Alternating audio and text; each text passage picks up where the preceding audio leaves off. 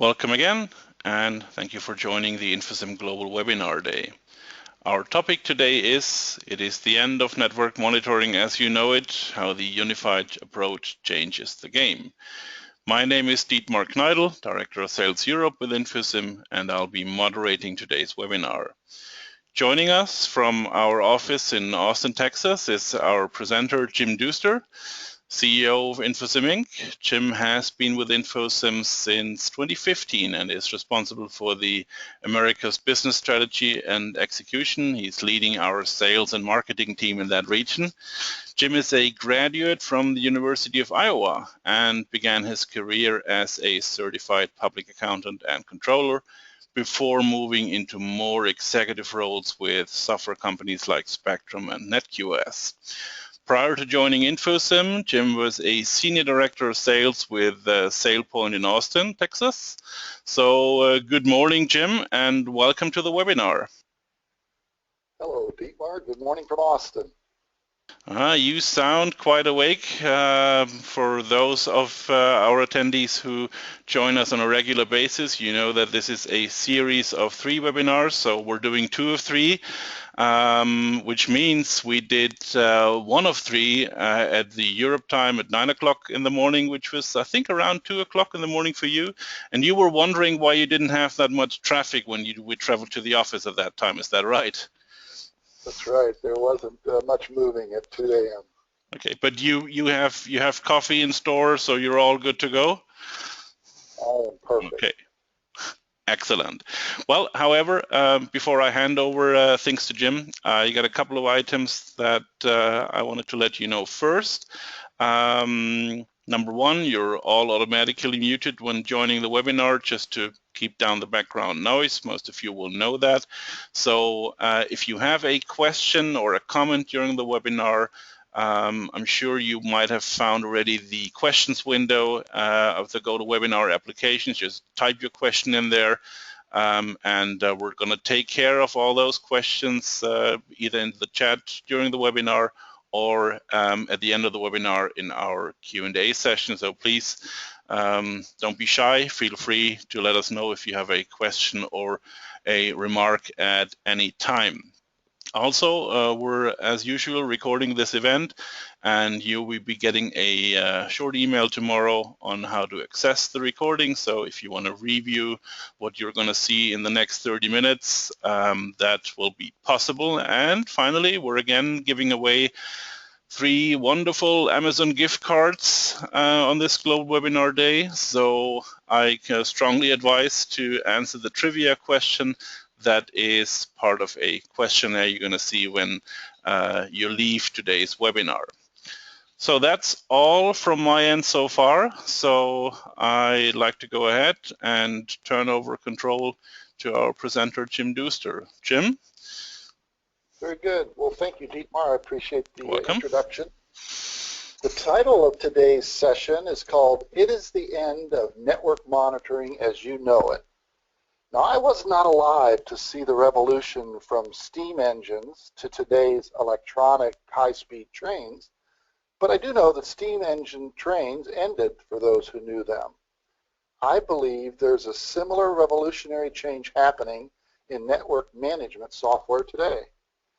I have 3 general topics that we'll talk through. The first is a trip down memory lane. For those of you who remember, I'll have to warn you, if you're a millennial, this stuff may be news to you. Then I'm going to segue to reasons that a Microsoft Office revolution happened. And finally, I'll draw some similarities between that historical revolution and the one I believe is taking place today. Remember the 1980s? Well, if you're me, this slide brings warm thoughts back to your heart. I grew up with this stuff.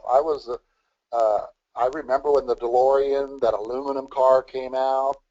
Pac-Man, the little yellow creature down in the lower left, ate up almost all of my quarters when I was in college.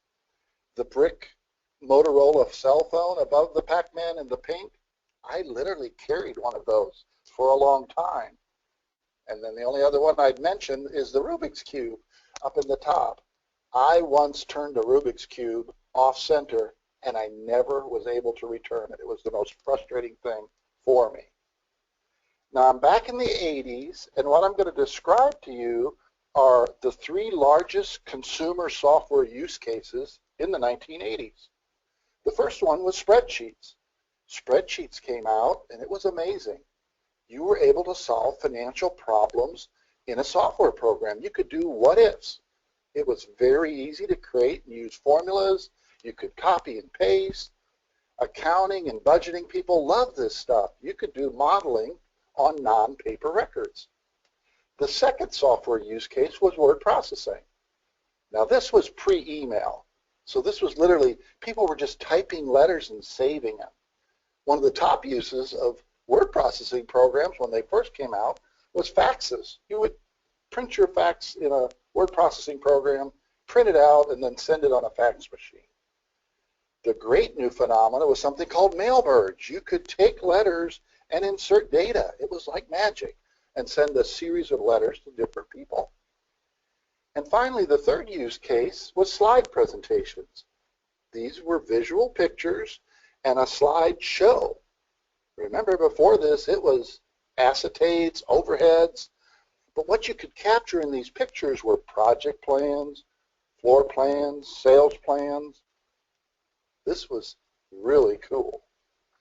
Now, during this time in 1980s, there were three dominant software developers. Spreadsheets was dominated by Lotus 123. This was created by a company called Lotus in Cambridge, Massachusetts. Mitch Kapoor was the founder. A guy named Ben Rosen funded the thing from the Sev Rosen VC fund. The second company that was dominant at this time was WordPerfect. In word processing, they ruled. This was a company out of Utah. The code was actually developed at Brigham Young University. Now in Europe, WordStar was more popular, but in the US, WordPerfect carried the day. And finally, in presentations, a little company called Software Publishing Corp. Out of Mountain View, California. Presented Harvard graphics, and it was a new, fantastic thing. Now the use case for all of three of these programs was a single business user sitting in his office working with software to do his job. These were just three separate use cases. So now I'm going to describe to you some problems that a Microsoft Office revolution took advantage of. The first problem was what I call three vendors. So you can see you were using these programs, but to get to use them, you had to talk to three different companies. There was no way to get a one license for a single individual for all three programs easily. You showed up at a company, somebody had to order 3 times. There were actually 3 installations. You had to download the thing, troubleshoot, get it started. There were 3 training classes. My personal favorite was a book I read called Lotus 123 for Dummies. But each of these programs were so different, you had to attend a training class from each publisher. And then they, of course, were each priced separately. You got 3 boxes, 3 manuals, 3 discs, 3 shipping times. The second major problem around this set of software use cases was if you were a user, it was very hard to use each product. The menus in every product were very different. If you remember, I mean, formulas were cells in 1, 2, 3. You kind of used the program by typing slashes and functions and put in formulas. In WordPerfect, it was all about control characters. You would hit Control P to print. How do I spell check? How do I do things were different in every single one. Harvard graphics was such a new phenomena that it was hard for people to figure out. If you knew how to change the pie chart colors in Harvard graphics, you were a genius. But what you can see is it was very difficult for users to use each program because each program was different. And then finally, these 3 products didn't integrate with each other. There was no way to paste a spreadsheet into a Word doc or PowerPoint or link them. Data that you entered into the programs, you had to do it 3 times. You couldn't take an address and put it in a cell in Lotus and then somehow get that into the Word document. So you ended up typing the same information 3 times. It was always different. You could never figure out how to get those address lists right in all 3 programs. And probably the biggest problem around why they didn't integrate was there was no vendor incentive to make the code work seamlessly. In fact, if you talk to each of these vendors at the time, they thought it was better to stay proprietary. I've got to protect my market share. There's no way I'm going to work with Lotus or with WordPerfect. So it was actually vendors competing with each other, not making products used together. This became a spaghetti code behind the scenes. If you looked at that industry, it was 3 separate databases running 3 separate products, 3 different GUIs, what I call the action code behind the scene, the stuff that, a mail merge worked because you pressed a key, and behind the scenes some code went off and did that.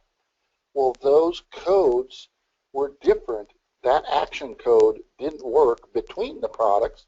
It only worked within a product. Upgrades were a nightmare. If WordPerfect changed something, all of a sudden it didn't work with Lotus anymore. And nothing changed at the same time. They would go through upgrade cycles that didn't match. So as a user, trying to just do my main 3 things, it was very frustrating. Then the revolution happened. This was actually an ad that Microsoft ran in the late 80s. They ran it full page. You picked up the Wall Street Journal, the New York Times. It was on TV commercials. At the time they introduced this ad, Microsoft had less than 10% market share. Excel versus 123, Word versus WordPerfect, PowerPoint versus Harvard Graphics. They were losing. 10 years later, from the day this ad ran, Microsoft got 80% market share of those 3 use cases. It was a revolution. So that was a little trip down memory lane. I actually experienced that personally. I was with a company called Software Spectrum in Dallas, Texas. We were the world's largest reseller of consumer software. And we watched this happen. This outfit called Microsoft got the drop on the other vendors. They introduced one code base that did 3 things. So what are the reasons behind that? Why did Microsoft succeed at that? Well, the biggest one is what I call the one. It was one single vendor, and this was actually the package they shipped in. So instead of 3 boxes from 3 different vendors, you got a little plastic case. It had a CD-ROM in it at the time, and it came with all 3 use cases in one box. And so that gave you one vendor who shipped it to you, one box that showed up. You only had to look for one shipment. Your training was online. It covered all 3 use cases. You had one support number to call. You didn't have to remember, oh, I'm in word processing. I've got to call WordPerfect in Utah. They aren't open yet. I'm not on Utah time. One order per new hire. This was an odd one, but it actually made it easier for companies to consume software with users that had more than one use case. You didn't have to order 3 times for every person. And then behind the scenes was the magic. All of a sudden, these 3 use cases were in one code base. Vendors couldn't point a finger at each other. You couldn't say, well, that doesn't work, you got to call WordPerfect, or that doesn't work, you got to call Lotus. It was all Microsoft. So the very first reason that the revolution started was this single vendor phenomena. The second reason I would describe was the users themselves. They introduced a menu that was almost identical between use cases. And so here's Excel and Word, and in Excel you were doing spreadsheet stuff, and Word you were typing documents, but the menu looked really simple. Format was the same, font, currency, decimals. If you wanted to copy or print or paste or sort, all of these things were very familiar. And even though the menus changed based on the use case you were in, they looked alike. Everything was sort of in the same place. When you were talking to other people, you didn't have to describe, oh, here's what I'm doing or here's where I'm at. Everybody had the same feeling because you really were in the same screen. And then the third reason the Microsoft Office revolution happened was a programming one. Here's a little cartoon joke, but the gist of it is, you know, if you ask a programmer to do something like, hey, check and tell me whether this is a national park, they go, oh, that's easy, give me a few minutes. Now tell me if it's a bird in the picture. That'll take a team in 5 years. So creating the linkages that you have to when it's not a single code base, degree of difficulty very high. That single code base allowed one vendor to have maintenance upgrades that all synchronized organically. When a new spreadsheet version came out, Word and PowerPoint revved at the same time, and new changes could float through each use case. There was a single user menuing interface and literally one code base. That was the key. Things like quality assurance, testing. You get one survey from one vendor on what you want to see changed. A bug fix floated through all use cases. There was something about one code base that gave that vendor an advantage. So that was the revolution, and that's why it caused Microsoft to excel. What similarities can I draw to today's revolution that I believe is taking place in network management software? Well, in network management software, there's been a long history of acquisitions. From 1990 to 2010, there have been more than 50 acquisitions. I state that 90% of the network software code that's out there is a spaghetti code mix. They're not the same vendor, they're not the same coders, they're not the same schema. These were batches of code that have been munged together.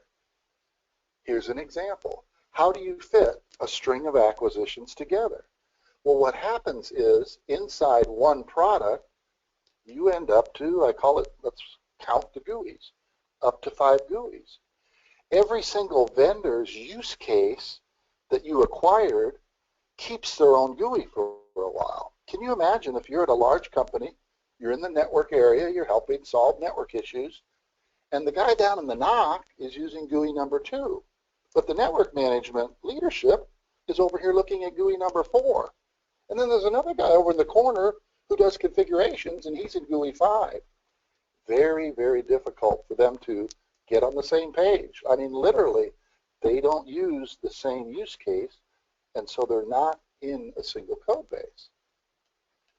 Now, I'm going to describe something I call the StableNet sea change. Sea change is from Shakespeare. It means a broad transformation. And there literally were 3 vendors anytime you talked about fault, performance, and change in configuration management. You had to buy from 3 different companies. No way to get one license for a single user for all 3 uses. There were 3 installations, 3 training classes. Each was priced separately. Does this sound familiar at all to this prior revolution? Almost every Infosim customer has arrived at our doorstep with a many vendor relationship. So this is part 1 of what I call a StableNet sea change. Part 2 is around the product usage.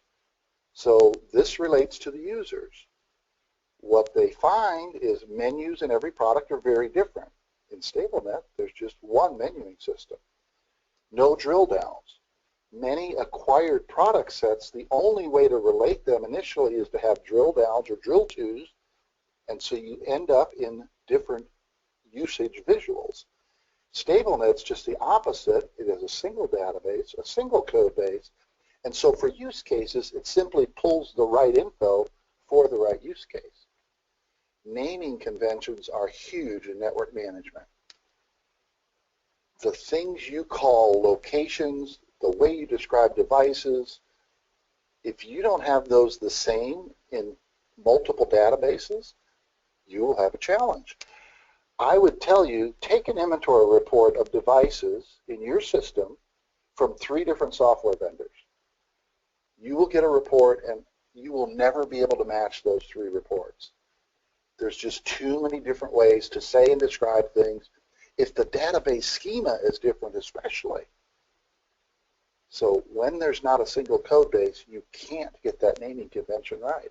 The single database is key to that. Now, typically when code gets acquired, you go, okay, it moves to one code base, but what I found in fact is when companies are acquired, the developers that get acquired defend their code and their GUI to the death. We were acquired by Computer Associates when I was at NetQoS, and 5 years after the acquisition, our GUI was still in the product and our database was still in the code. We actually felt comfortable with it, and customers who use NetQoS was like, oh, I finally got into the GUI I remember and I know how to use. There is a reason that Microsoft didn't just buy Lotus, WordPerfect, and Harbor Graphics. It certainly had the resources to do it. It decided instead, go with one code base.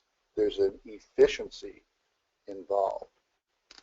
And then finally, part 3 is products did not integrate with each other. The single database, data like names, locations, addresses, and really, acquisition vendors have no incentive to make code work seamlessly. In fact, it's just the opposite. They bought the code to skip that step. Now, I have a real live customer example that we experienced at Infosim that illustrates this story. If you look at the pie chart on the left compared to the pie chart on the right, you'll notice that there were 12 vendors on the left, and in phase 1, 6 months later, they got down to 10. Not a lot of movement, but some movement. This was one of the 3 largest banks in Germany. What they did notice is they got an ROI through consolidating tools and taking OpEx out of it. Things like double training, double shipment, double products to maintain. Now look at them 3 years later. As they went through additional phases of the product, that tool consolidation continued. By the end of phase 4, they're down to 3 vendors and 5 tools or code bases. And what they realized is there was a huge cost and efficiency saving. Literally to the tune of greater than 4 million euros, a 65 to 70% OpEx service cost reduction. Not only are 3 use cases coming together in StableNet, but we're noticing that 3 users come together. With the StableNet solution, users that are in siloed departments actually find themselves all in the same metaphor, literally looking at the same page views. They have their own discipline and their view preferences acknowledged, but they're seamlessly involved. What that does is it brings those silo IT users together. They have to speak the same language. It's like moving to Office and you all of a sudden have the same menu. In summary, I would suggest there is a revolution similar to the Microsoft Office one happening right now. And there are 3 top performers in network performance management: fault, performance, and change in configuration, that can be done in one box.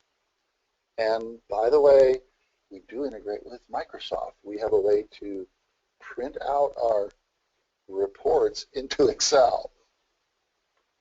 So that was it, Dietmar. Thank you.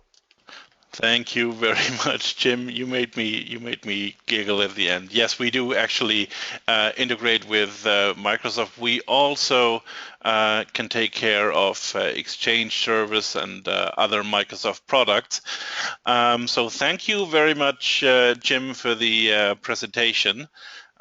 We got a number of questions during your presentation. I'm going to pick out just a few ones that I thought might be of interest to all of our attendees. Now, one question which actually came up pretty early during your presentation was from one of our attendees who wants to know how practically can we take advantage of this revolution in network management software? What should be the approach? Maybe you can elaborate on that. That's interesting. I guess I would say from experience with our customers, what we recommend is take an inventory of your current network management system vendors if you find more than 5, I mean, literally more than the fingers on one hand, you should consolidate. And then beyond that, if you look at the products from those vendors, count the code bases inside. Because if you find, say, more than 3 code bases, you should consolidate. In any mature software market or market in general, like autos, airlines, over time an industry settles on just 3 major choices. And so what you want to make sure is you can cover as many of your use cases in 1 to 3 code bases.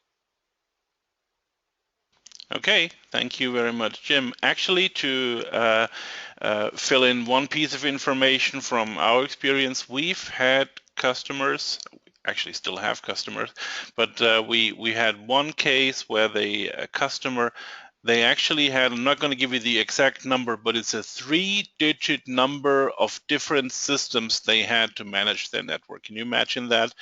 I mean, a 3-digit number, that's just, that's a nightmare in its own. There's another question that I thought was pretty cool because it's a bit of a challenging question. It's coming from one of our attendees again. Why is the network management solution revolution, why is it coming so late? Why did this not happen earlier? Right, that is a good question. I hadn't thought of that. My initial thought, Dietmar, would be don't underestimate the power of IT silos. What I found is each silo kind of defends their own use case and their own GUI to the death. So a consolidation of tools isn't a technical challenge, it's a political battle. And what I'd recommend is you need good advertising. I mean, that's what Microsoft used. They didn't use technology to win the revolution. Their initial product offerings were actually inferior products, but that single use case and then just superior communication and why do you do this in the first place messaging helped them carry the day. Does that make sense? Absolutely, yes, it does. And I just received a quite fun comment from one of our attendees who said, imagine if you have a zoo of a 3-digit number of management systems.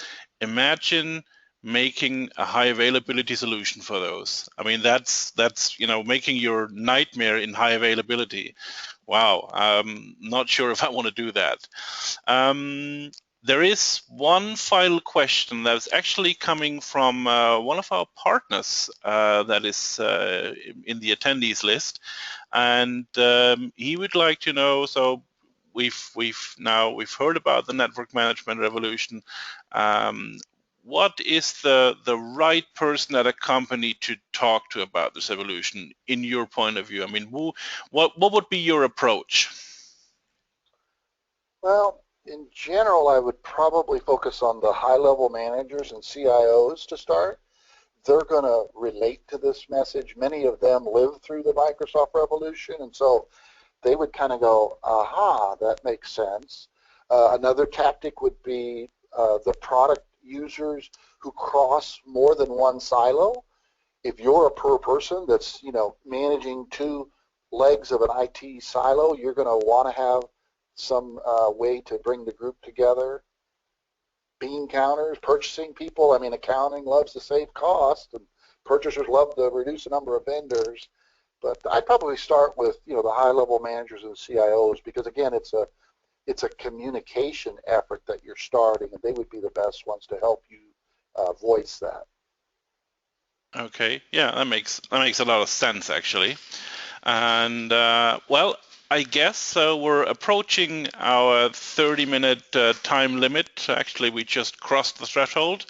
So I guess we're going to close the Q&A session officially for this webinar. I have uploaded in the meantime 2 PDFs for you to download through the GoToWebinar application. One of them is, of course, as usual, the slides we've been using in this webinar. So if you're interested in that, please feel free to download that PDF. And the other PDF is one of our Infosim white papers. It's a white paper that is dealing with what you would have to do or what you should be doing when you're selecting a network management solution. That includes also kind of an RFI checklist. So if you're interested in that, that is also a pretty good point to start when you're looking for a consolidation of your legacy network management systems. So feel free to download those too. And Jim has already advanced to our resources slide. We have a lot of more resources available on our website, so please feel free to browse the resource section and download whatever you're interested in. And of course, we do more web sessions on other StableNet related topics. We have a selection of recorded webinars, and if you would like to have a web session for a specific topic, please feel free to contact any Infosim representative. We're happy to help. So, conclude our session today. Thank you very much, Jim, for the presentation. And I'd like to thank everyone for joining our session. As I've mentioned before, we have recorded this webinar, going to make it available to all of you tomorrow. You're going to get a short email. And we're also keeping the session open for a few more minutes. So in case if you have another question, feel free to type it in. We're going to take care of that right away. And just a short reminder, we're giving away those 3 Amazon gift cards. So please answer the trivia question that's part of the webinar you're going to be presented with as soon as you exit today's webinar. Well, I guess that's all from us today. Jim, any final remarks? No, thanks, Dietmar. Enjoy talking to you today. Well, okay. Well, thanks again for joining, and enjoy the rest of your day. Goodbye.